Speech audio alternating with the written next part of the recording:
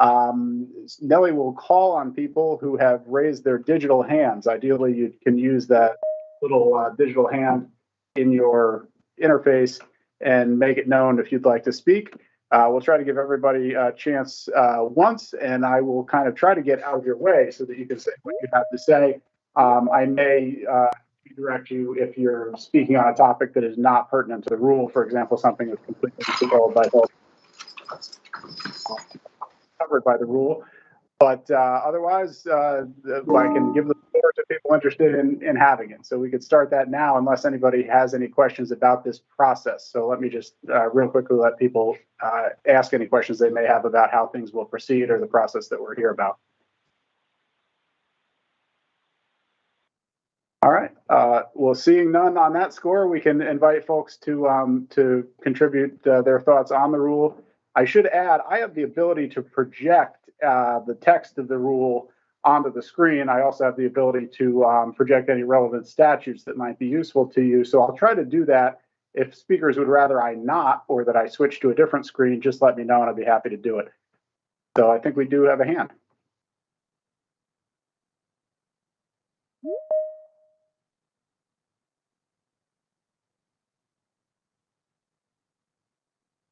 And I should add, it's helpful to us. Oh, yes, sorry. I was lowering my hand to answer. Sorry, Gretchen. I should have added, it would be helpful to us if you would state your name at the beginning of your comment. If you're affiliated with an organization that you would want to be put on the record, let us know. And we would appreciate that. It makes it easier for us to keep track of who was here. Sure. So my name's Gretchen Schimmel-Fenig. I'm an energy engineer with a company called Energy Resources Integration, or ERI. I've worked with cannabis growers for the past 5 years across multiple legal commercial states and have provided guidance on regulations, including providing some guidance to the CCB via the Department of Public Service in the development of these regulations to begin with. So I'm just here to provide some continued feedback on their update, namely that I didn't see any updates to the energy standards section. The particular section that I'm looking at is section 2.5.6. In particular, the section A that says license holders must report energy efficiency benchmarks annually to the board as a condition of license renewal. I was just at NECANN Vermont this weekend and spoke with many growers, and many of them were not really aware of these regulations, that they weren't really aware that they applied to all licensees, including outdoor growers. And I just wanted to mention that the phrase energy efficiency benchmarks has not yet been defined. And so I look forward to the CCB providing some more information to growers about what they mean by energy efficiency benchmarks, the format they want them in, the units they want them in. So as an engineer, I am, continuing to look forward to helping growers navigate these. And I think that with my experience in states like Massachusetts that had to provide some supplementary guidance on benchmarking, I just wanted to bring it to the attention that this section didn't have any updates to it. I know that the energy standards were given a grace period of 1 year so that growers don't have to comply with them right away. But having these be a little vague may not be helpful as growers begin to report on them. Thank you. Appreciate that comment.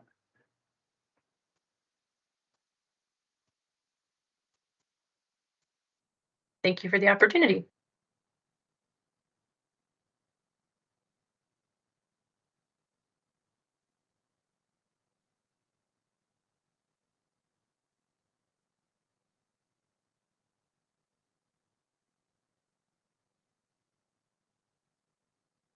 Okay, are there any other commenters? There we are. Hi. So I've submitted this in written testimony, but just to give people time to wake up and get in line before you end this meeting for lack of participation. I want to stress what I think is the most important problem with the proposed rules, which is the change to the labeling requirements. And while I don't really have much issue with the content of the new labeling requirements, I just want to reiterate, and I know I've said this before, that it is going to be extremely expensive, a lot of wasted packaging, if the board does not give a lengthy sell-through period with existing packaging once these changes go into effect. A lot of us in this industry have spent a lot of money to comply with very complex packaging and labeling requirements in rule today. A lot of us have significant amounts of inventory of packaging that we invested in that if the rules go into effect without a sell-through period, we will have to throw in the garbage. I think with my own license, probably low 5 figures worth of inventory that would have to be disposed of in dollars. We're pretty small compared to some of the larger manufacturers out there and the packaging that they have. So again, please, a lengthy sell-through period, ideally allow for a year or such time as it takes to get through inventory of packaging and labeling that were created prior to the rule change taking effect. Thank you very much. Thank you, Dave. I should say your point is well taken. I think that we will have to include some provision to ensure that people who made an investment in compliant packaging at the time the product was produced are protected in some way. So take your point. Thank you.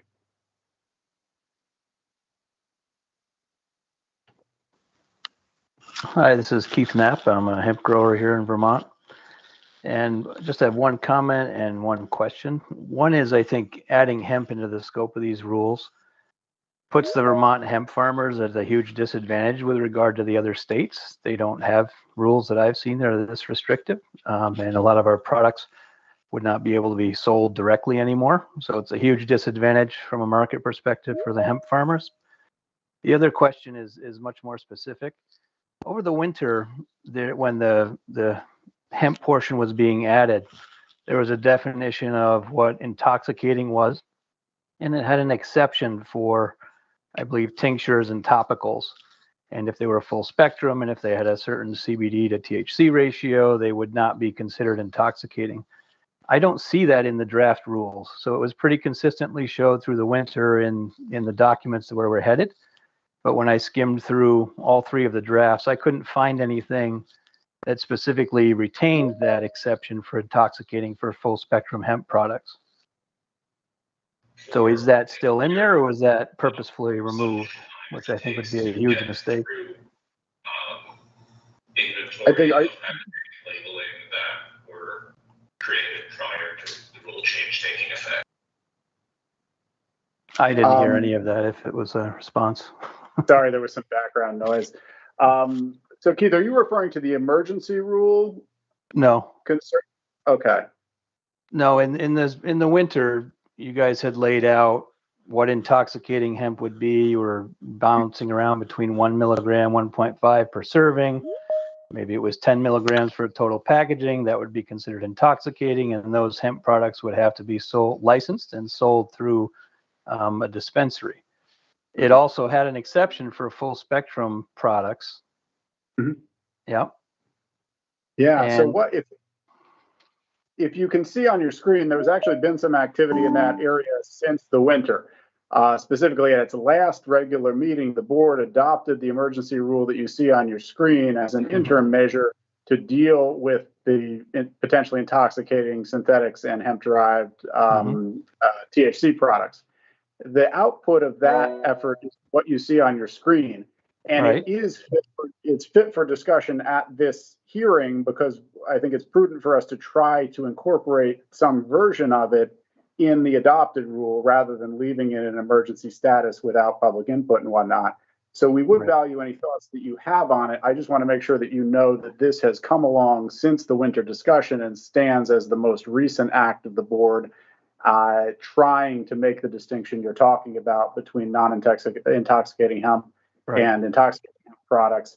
The reasons for doing this, I think, are pretty well known to most people in the field. The real problem of fairness and public safety if the things that were nominally hemp could be sold outside of the regulated system, despite having intoxicating properties or THC in them in quantities that would be salient to consumers. Got it, but I don't believe anything about what's labeled here as Rule 2 exists in the current drafts that we're discussing today. That's correct. At least, yeah, and I think I prefer you don't regulate hemp at all. Number one, so we can put that on the record. If you have to, I think you have to have these exceptions in there, and I think the level should be higher, and the 1.5 should be at least 2, and I think the 10 should be much higher. Okay. And I do think if this doesn't persist in the new rules coming forward, I think you're going to kill the hemp market. So this is what's under consideration, or I guess should be assumed to be the baseline for what's under consideration for addition to the proposed rule. As you can see, the 10 milligram limit applies or has an exception if the ratio of CBD to THC is 20 to 1 or better. I know that doesn't solve your entire problem, but that was an effort at pointing in that direction. If you have ideas for how those presumptions in Rule 2 can be further tuned up, I would love to have them, and you can make them in writing after the meeting or at the next meeting if you have some time in between. But by all means, if you have ideas for tuning up Rule 2 in order to ensure that hemp products that don't present the problems that this emergency rule is aimed at are exempted or addressed appropriately, we'd be all ears. Well, can I ask, is there at least an intent right now that this set of presumptions would go forward in the new draft rules, or would this stand alone independently of them in perpetuity? I think the most prudent, well, I should say there's going to be a hemp rule under the new system that is not a proposed rule right now. So there'll be a full reboot of hemp regulation that I think stakeholders in that field will have a significant opportunity to participate in. But that's not part of what's going forward in the current proposed rule.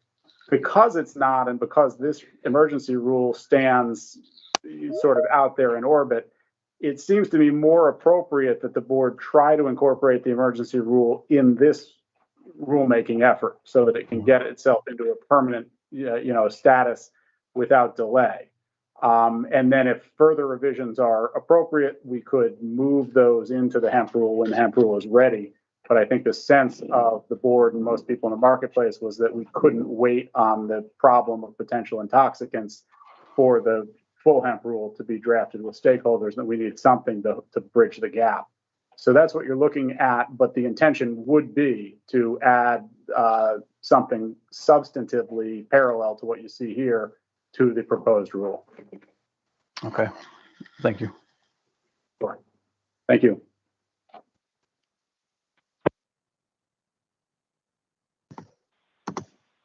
Hello, is it okay if I make a comment?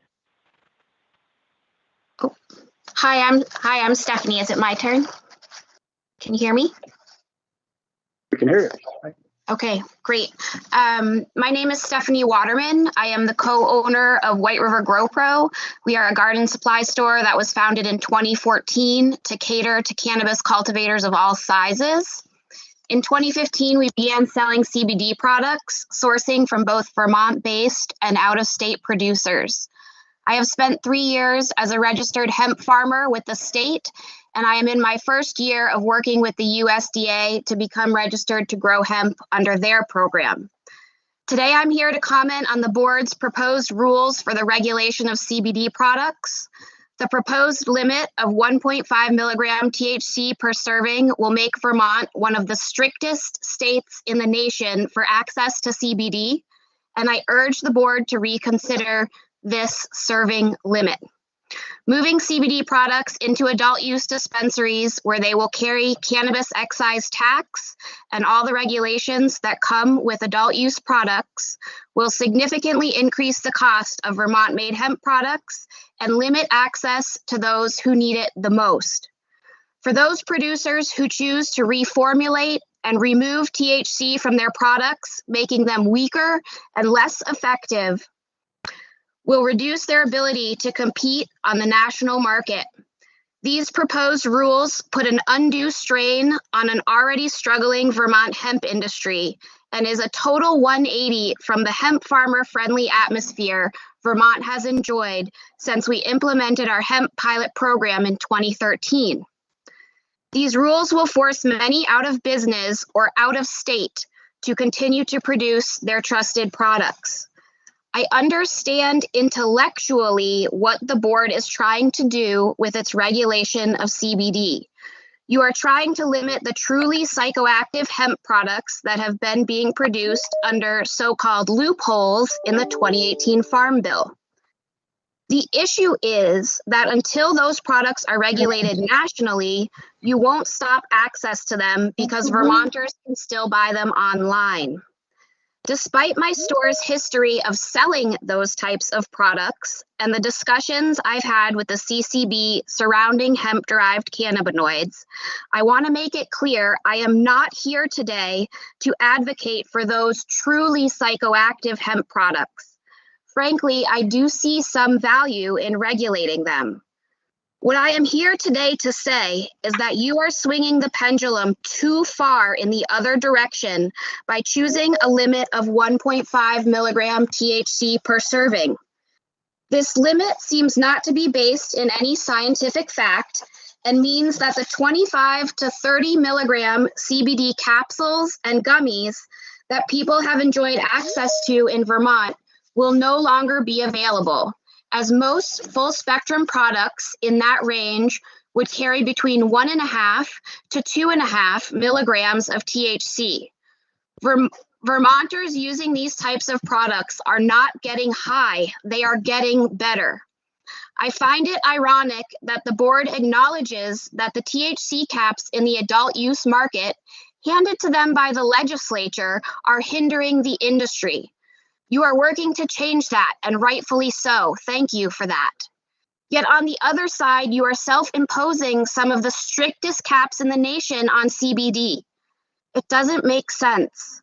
Your proposed rule shows favoritism to the adult use industry and negates the need of Vermont's hemp producers, as well as the consumers and medical patients who depend on access to affordable full-spectrum CBD products. In the CBD space, producers have not traditionally labeled their THC content. They just say it contains less than 0.3% THC.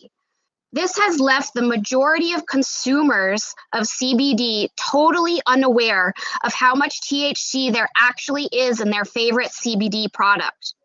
I challenge any consumer to go look at the lab results for your CBD product to understand the amount of THC in there, and so that you may have some context when forming your opinions on this 1.5 milligram limit because of how that product affects you.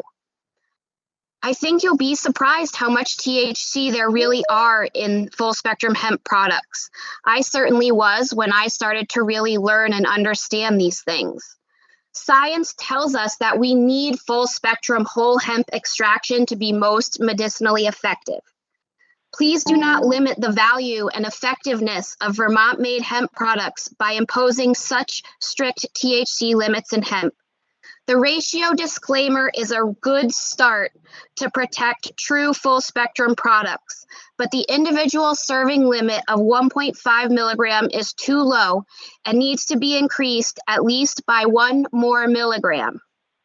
There is space in the Vermont cannabis industry for everyone, adult use, medical, and hemp. Please remember that it is your job to regulate and do so in a fair and equitable way for all of these factions of the cannabis industry. We're circulating a petition to encourage the CCB to reconsider this 1.5 milligram limit, As of today, we have just over 200 signatures in the last 72 hours, and it is growing. I encourage anyone interested in supporting our efforts to stop in the shop or hook up to our link online to sign the petition. Thank you for your support protecting Vermont hemp farmers. Okay. Thank you, Stephanie. I'll say the same thing to that comment as the previous one. First, there will be a full rulemaking on hemp, and this isn't it, of course, but you are right to be talking about the emergency rule right now because of the intention to enroll it in I just talked about. So, Stephanie, I think the ask from here would be the same as for the previous speaker. If you have ideas about how what is now emergency rule 2 can be tuned up, we would very much appreciate them. Ideas such as moving the ratio so that it's applicable to sub B of that rule as well as sub C, things like that, I think certainly are options that should be considered. And if you have any to share, we'd love to hear them. So I'll leave the time for the next speaker.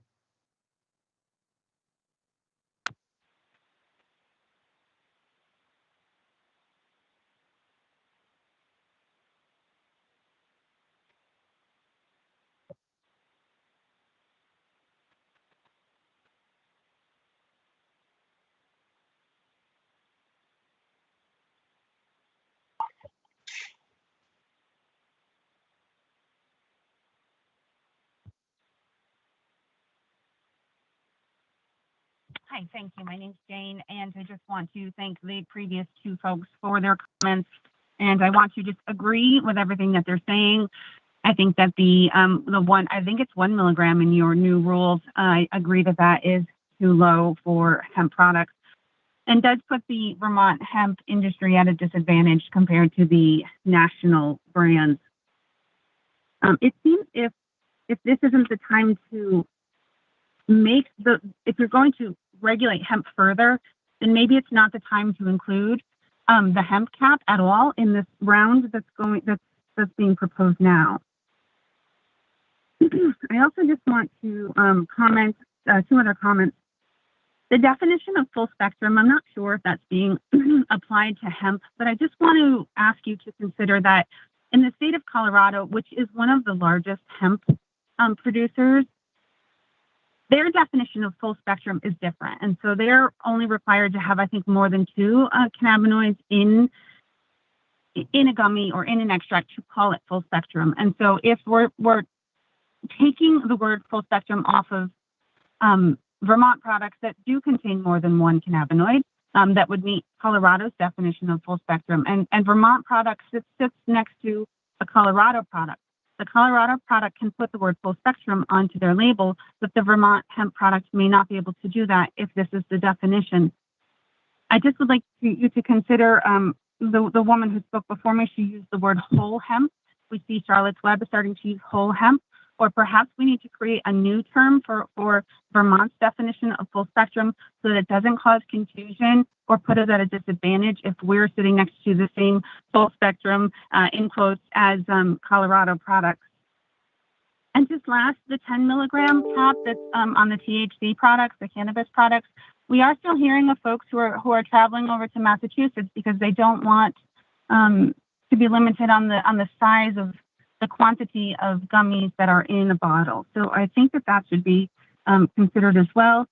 I also just always think that the fees to enter the cannabis space and the taxes that are imposed on the consumer, at every meeting, we should be asking for these to be lowered. I don't find it reasonable for anyone to have to pay $10,000 every year to be in business. So I would like to ask that at each and every opportunity that you have to lower those fees and lower the taxes for us, I would appreciate that. Thanks so much. Thank you.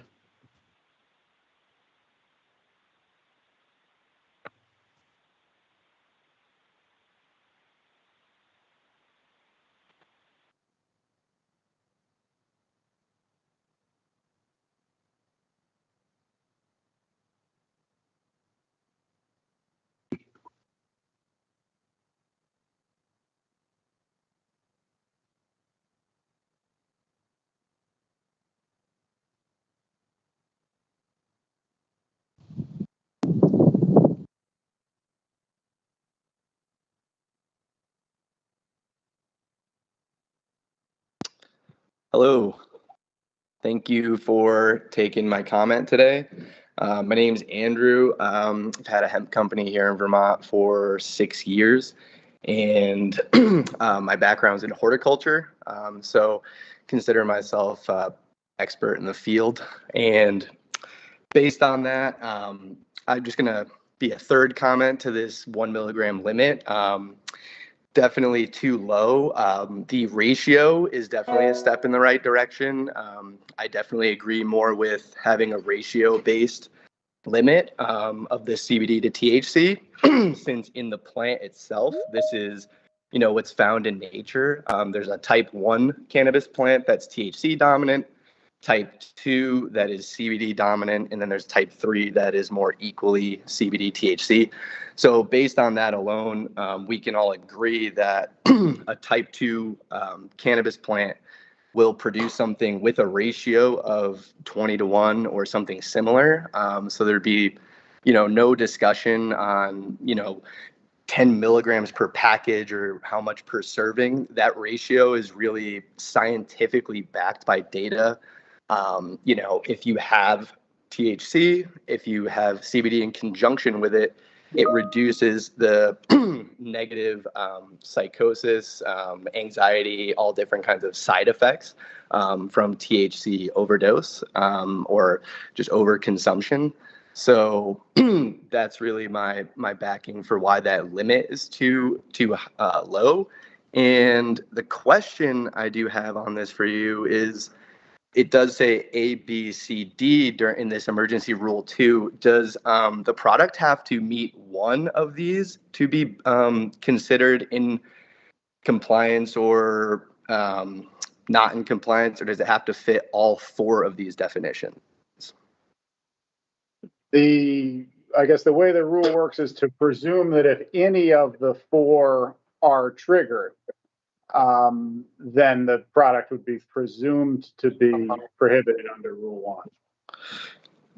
Yeah, I mean, even if it was 2 out of the 4 rules instead of all 4, I think even that is more reasonable because, again, like as long as you include that ratio in there, that's gonna save a majority of the products on the market, like Stephanie was mentioning with those capsules. Those are well within the range of the ratio of CBD to THC, but they definitely have over the 1 or 1.5 milligrams of THC.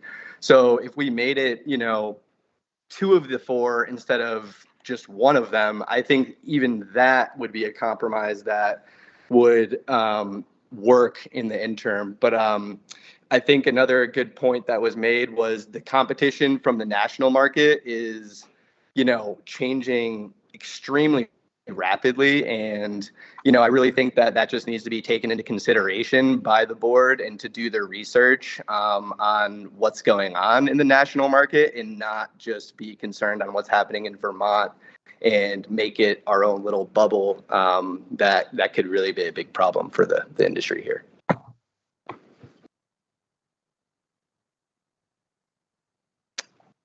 Thank you. Thank you.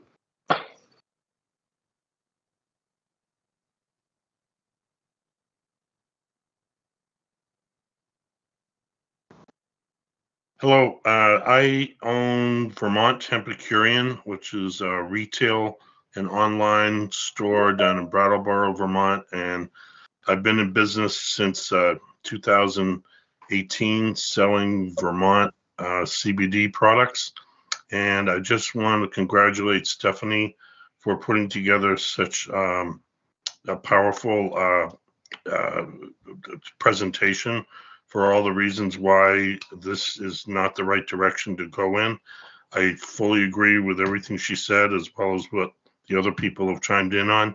If these rules go in effect as I see them now, I will be out of business, as well as multiple hemp farmers in Vermont, and I will also have employees who no longer have a job.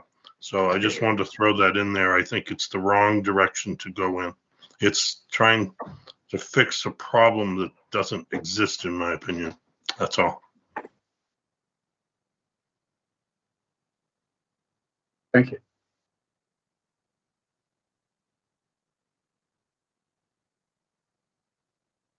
Hello, thank you for hearing my comment today. My name is Riley. I am a medical patient. Our family farm was the first clean grain certified farm in Vermont almost 9 years ago, and I also do the state education trainings with my mom through the Vermont Cannabis Nurses.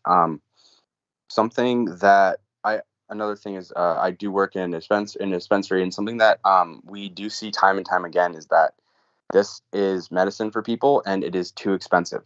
I've seen with my own eyes, I've seen regular people who are really awesome and really nice and see all the time.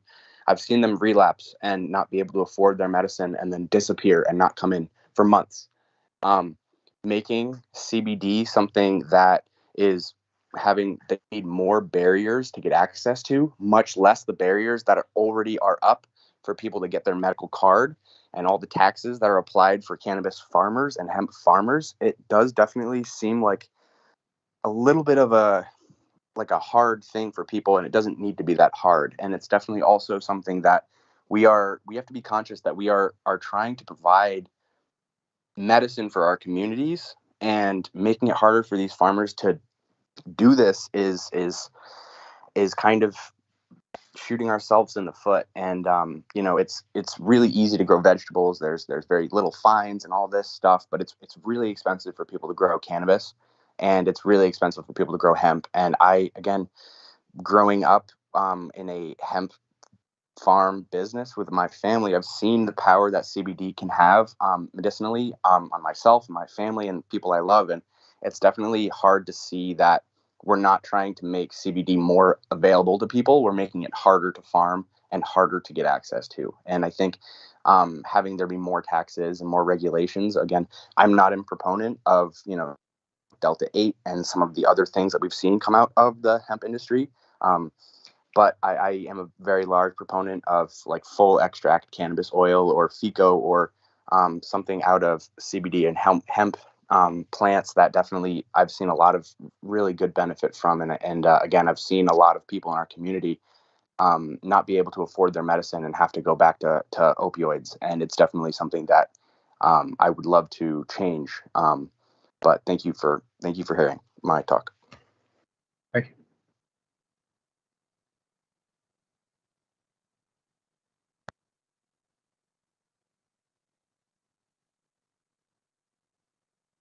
Hello.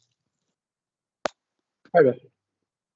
Hey, this is Ben Wilcox from Off Piece Farm, licensed Tier 1 outdoor cultivator. Previously was a registered hemp grower from 2018 through 2021. And I have two comments. One is I would propose that the rules be amended for cultivators to be able to pay processors to process portions of what they grow into value-added products, and then be able to get those value-added products back and retain ownership of them, and then sell them, as their own product, similar to how they can now with smokable flower in pre-rolled joints.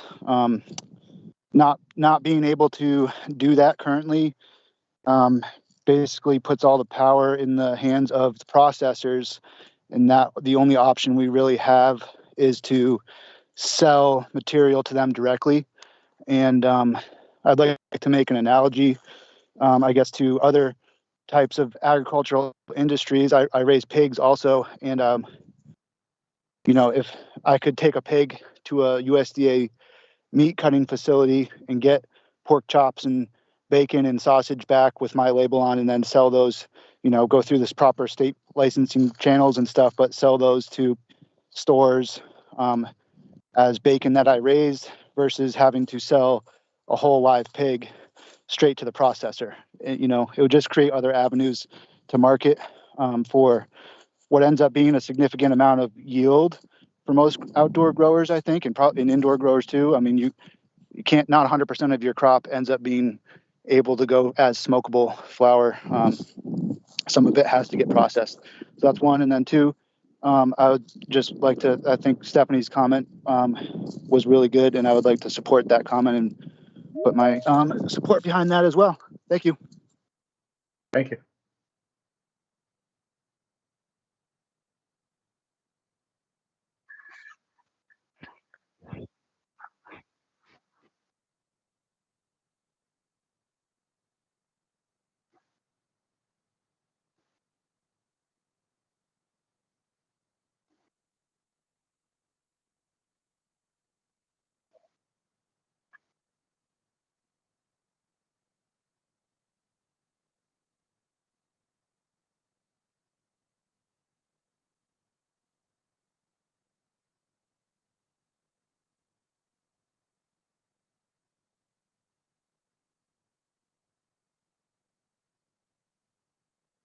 Hi.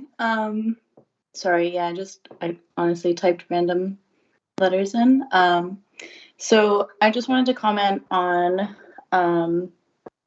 the full spectrum hemp topic.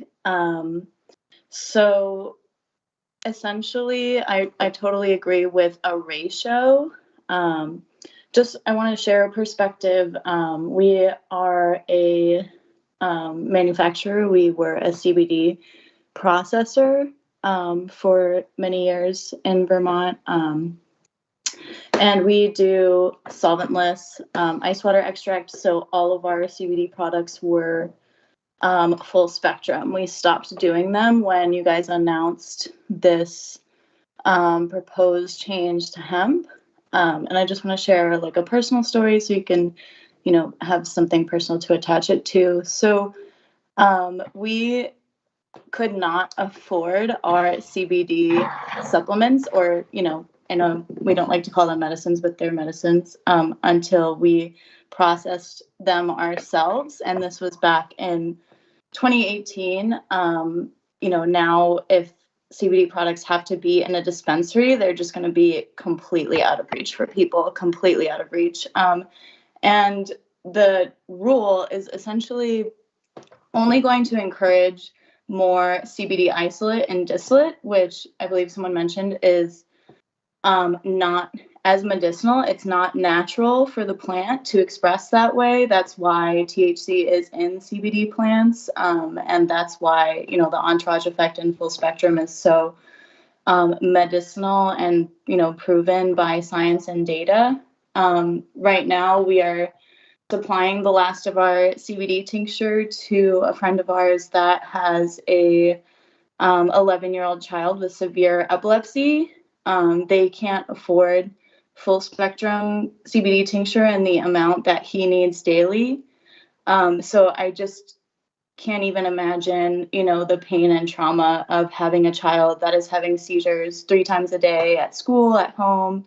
And then, the only thing that helps is CBD, which is $60 to $80 an ounce for what they need. And that's going to be 3 bottles per week. So if that is in a dispensary, that price is going to add tax on to 20%. So, just trying to think about the families that this affects. I understand what you guys are doing, that THC, is regulated now, and you guys are trying to regulate that. But if there's any other way or avenue to approach this, I really, really encourage you to look at that. I know your office is in Montpelier. I would recommend checking out Aeromed that is next to Capitol, and how, maybe there's a model with CBD specific stores that are regulated separately. But this is going to hurt so many people, including us.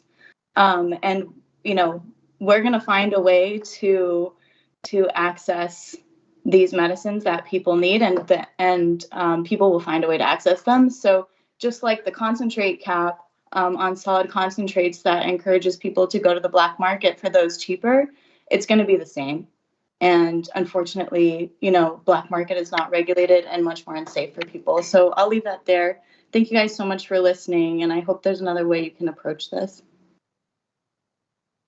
Okay. Well, thank you for your comment.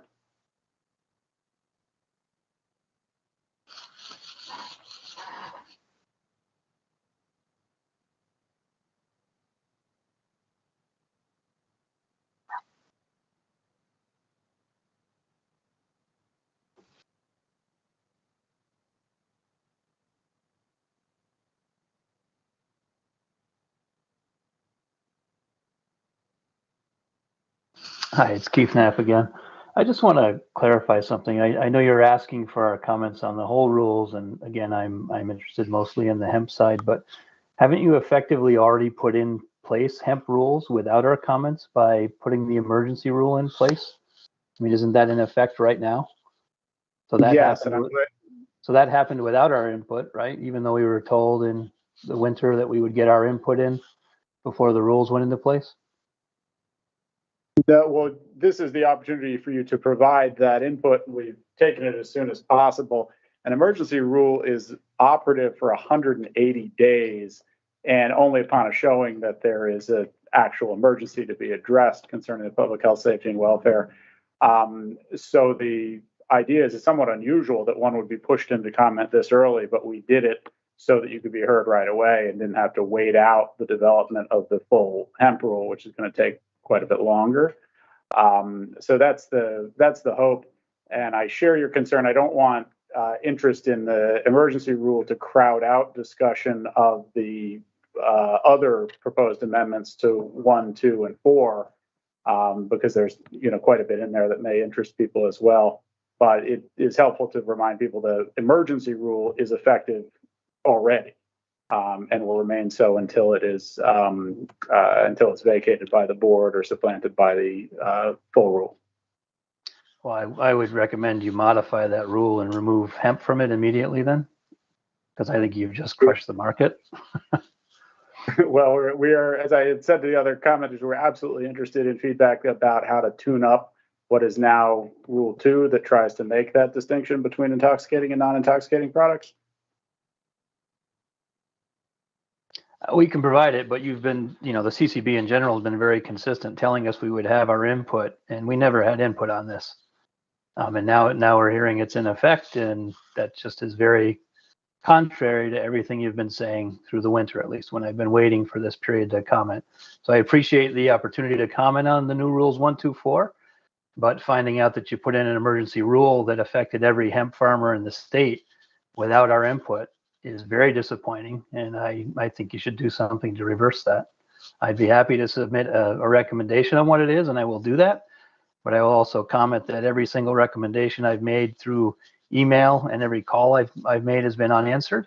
Phone calls have not been returned, and I've not had anything returned on any email I've ever sent the CCB. So I'll follow the rules, but you guys are not doing what you're saying. And you're not being consistent in letting us give input on what these rules are going to be. We were not provided input for Rule 2, and the input we did provide didn't seem to find its way into Rules 1, 2, and 4 for the drafts either. That's it.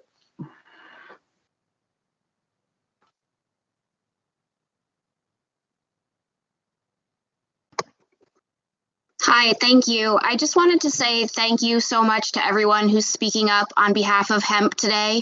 I hope the CCB is listening loud and clear that our hemp farmers have not gone away. And though there are many fewer of us left than there were 3 years ago, we're still here and ready to fight for this plant that we're ready to fight for this plant. I want to thank Scott specifically for pointing out the economic impacts of this proposed rule and say that the emergency rule is also having immediate economic effects that are negative to my business and to producers in the state. And I hope you will take some of the comments regarding ratio seriously. And I would suggest that you amend your emergency rule immediately to only focus on the ratio so that your intentions are coming through in the proper way instead of sweeping all full spectrum along with this emergency rule. Thank you again for your time.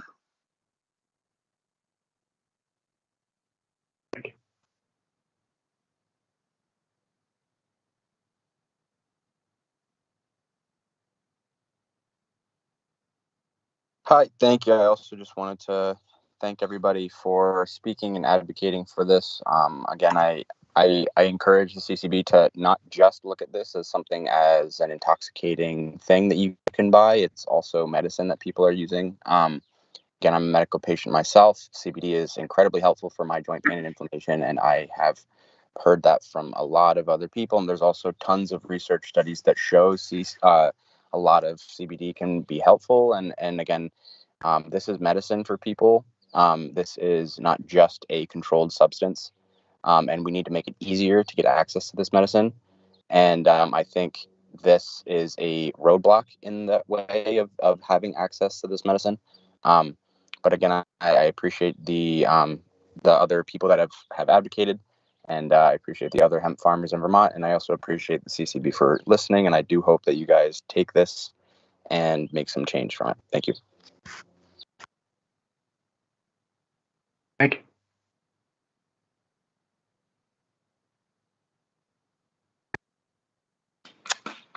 Yeah, I just want to thank everyone for showing up and just kind of reiterate that, I think it speaks volumes that most of the comments today were about the hemp rules, because I can see there's 52 people here and many of them are in the THC space. And, we're still getting most of the comments about this hemp rule. And the question I have, I think a lot of people are curious.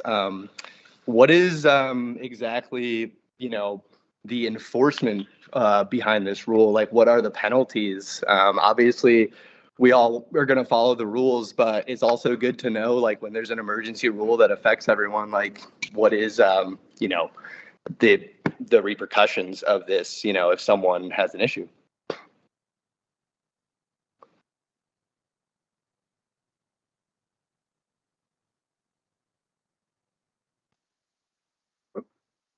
Thanks, Andrew.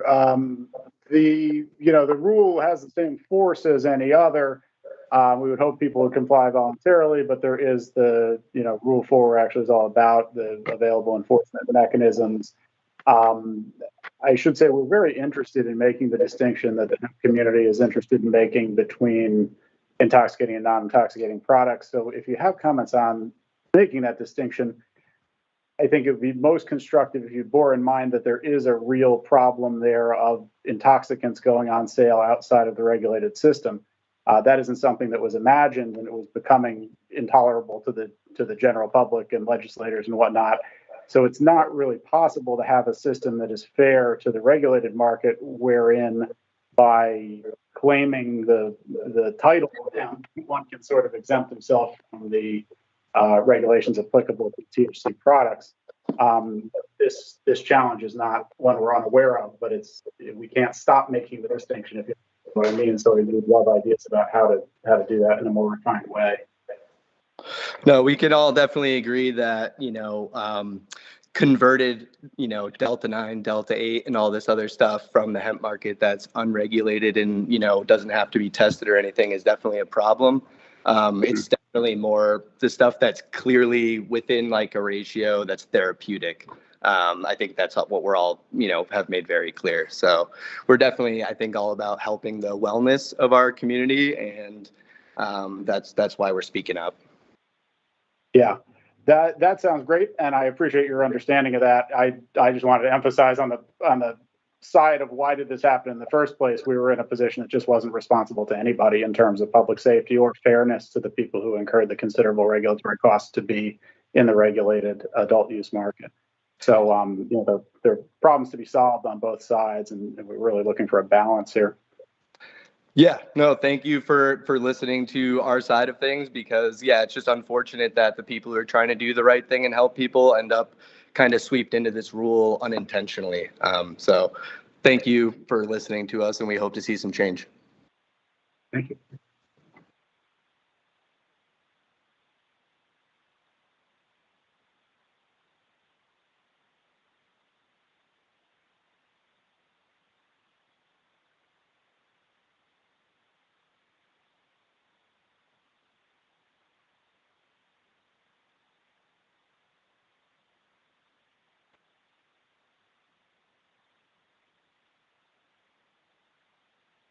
Hi, yes, I'm all set. The gentleman covered what I was going to say. Thank you.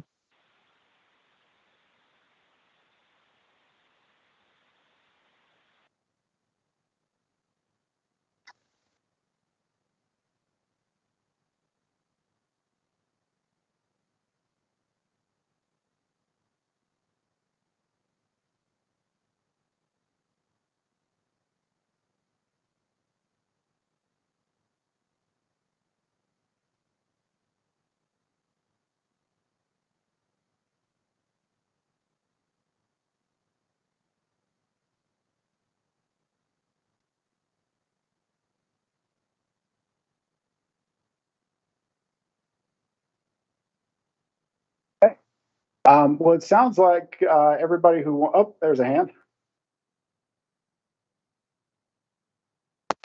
Hey, thanks for having me. Sorry for the last minute hand raise there. I just wanted to encourage y'all to include some provisions to update product registration. I'd really love to see something where if we don't hear from y'all within 14 days, product is registered. That's how it's done in a lot of other states. I think it also makes sense because then y'all are more prone to independently audit products to make sure that they're actually at the dosages and cleanliness that is reported. That's about it. Thank you very much. Thank you, Bobby. Appreciate it. Okay, so in the absence of other hands, I want to show you the invitation to comment again because it's a good reminder of what happens next. First, if you haven't made written comments and you have ideas either after this meeting or that you want committed to writing, please send them to that email address, ccb.info@vermont.gov. That's by far the simplest way to make sure that your comments get in the record.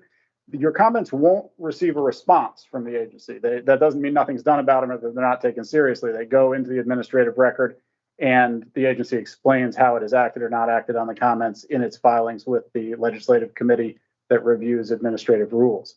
So that email address is terrific, can be used anytime up to 5 days after the last hearing. So if you'd please make sure that written comments are in by the 20th, that would be very helpful to us. There will be another public hearing on the 15th. This one will be held at 6 p.m. so that people with unusual schedules have an opportunity to participate, or I should say regular schedules if you're working until 5. So please join us then or invite peers who are interested to join us then. So thank you again for all of your work and comments. They've really helped us to know what areas of the rule need attention. And so thank you for being with us. And we hope you'll write your comments as well if anything occurs to you after the meeting. With that, I think everybody's been heard. So I'll call the meeting over and we could turn off the recording. Thank you and hope to see you again if you have unaddressed comments at 6 o'clock on the 15th.